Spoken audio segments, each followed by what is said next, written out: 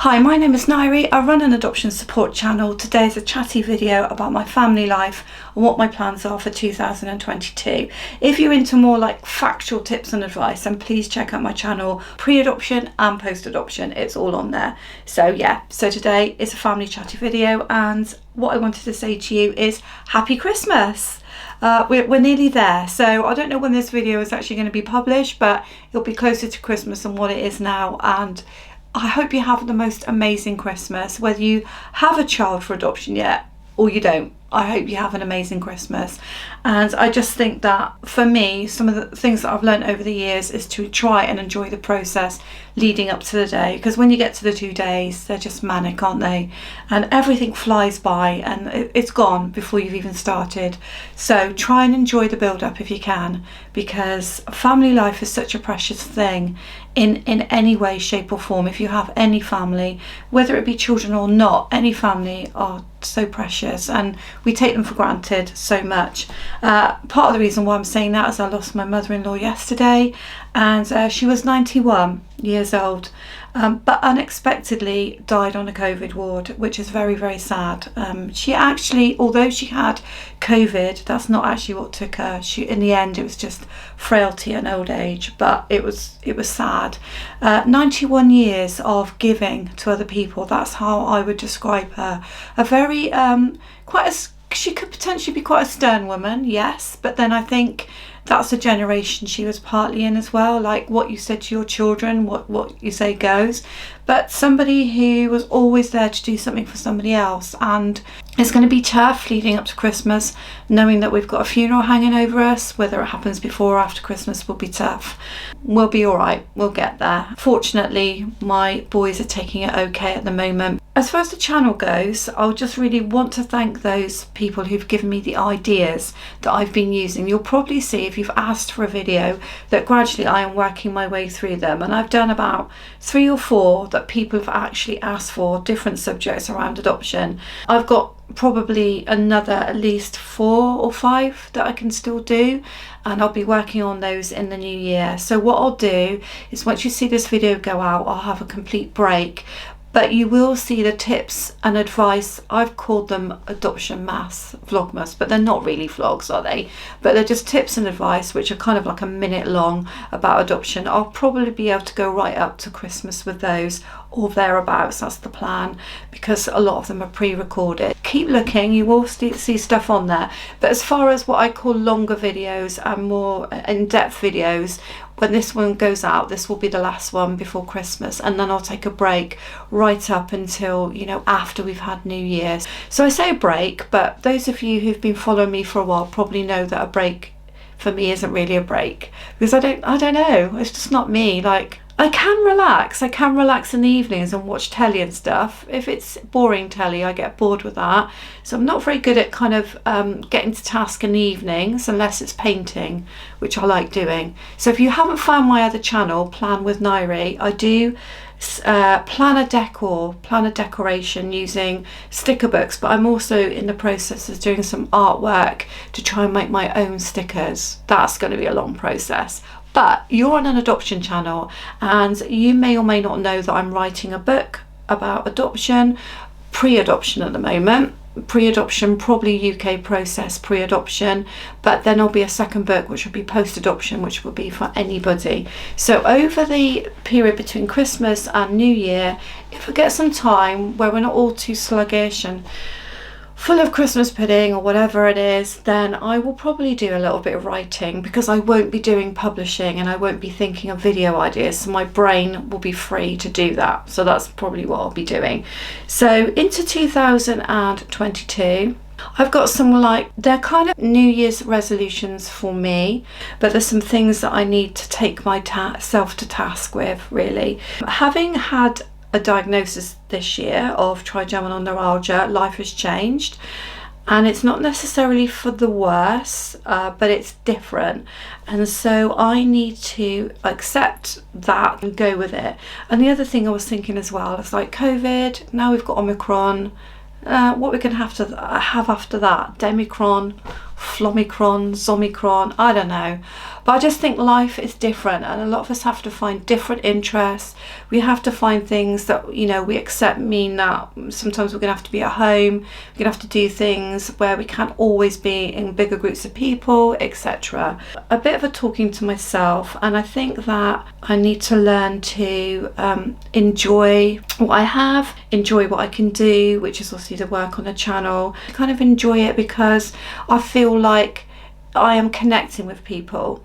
And the reason why I started the adoption channel was to connect with adopters, because having been a parent of biological children anyway, 5 biological children, then I know how difficult it is to parent anyway, like how isolating it can be. Being an adopter can be super more difficult than that, and I can compare those situations. So it may not be, but for some of you, you may have a lot of challenges around attachment disorder, trauma related behaviours. You might struggle with therapeutic parenting, you might struggle with getting low because you don't know whether what you're doing is working or not working. I just think adopters have more to contend with, and that's why I set the channel up, so that I could connect with people, knowing that the challenges I'd had with 2 boys who've got additional, you know, we've worked out I've got additional needs and behavioural things, that I can connect with people that have like mind that probably do have that as well. And so I need to accept that that's why I started the channel. I didn't start it to be massive, I didn't start it to be growing really quickly. I started it to connect with people and I have a community and some people that I'm helping, because you can still put pressure on yourself whatever you do. Like, you could choose to do nothing but put pressure on yourself to do nothing well. If that makes sense? Like, we all put pressure on ourselves. So the other thing that I wanted to say is, going back to my mother-in-law, she was a huge support to me when my children were young, and I was a very young mum. I married when I was 19. I had my first child at 21. I mean, I know that's not really young, but I had quite a family quite quickly, and so I had 2 children, you know, close together. Although sometimes I resented that support from her, I resented her telling me the things she knew and the things that she would do differently, and actually some of them were wrong, yeah.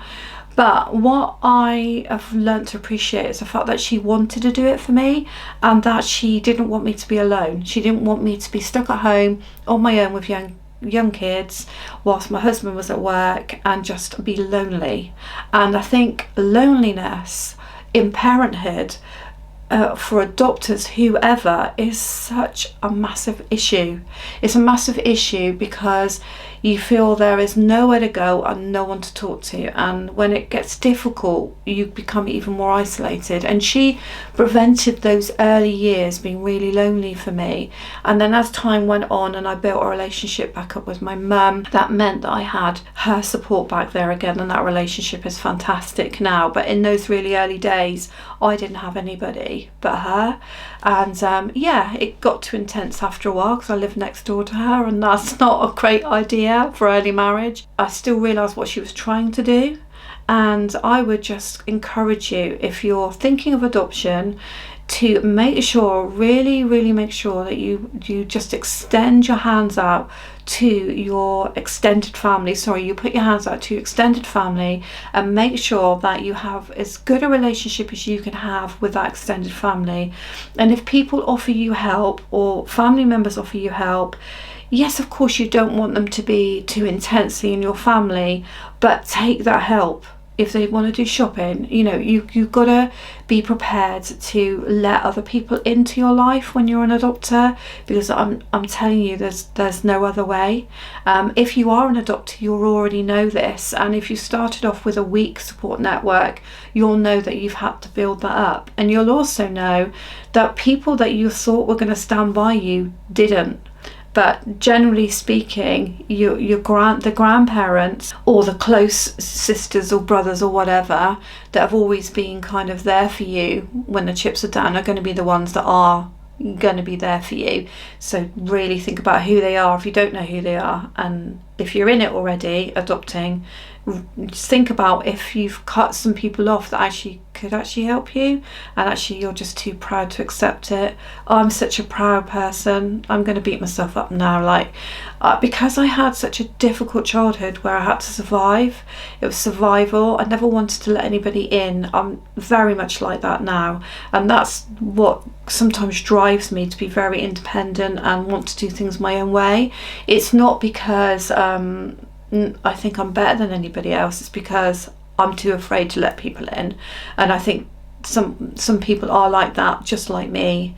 And sometimes I have to tell myself that that's silly. It's silly, because we have our work cut out with the boys, so it's really silly not to let people in. So that's a talking to for 2022. Getting back to the channel, if you enjoy my channel and you see a lot of my videos, and there are a lot of videos on there, about 200 or more, but there's a line of thought that you really want me to cover, or a few, like a cluster of videos that you really want me to cover, do not be afraid to ask on the channel. I mean, I'm sure it's not going to be that private that you can't ask on the channel.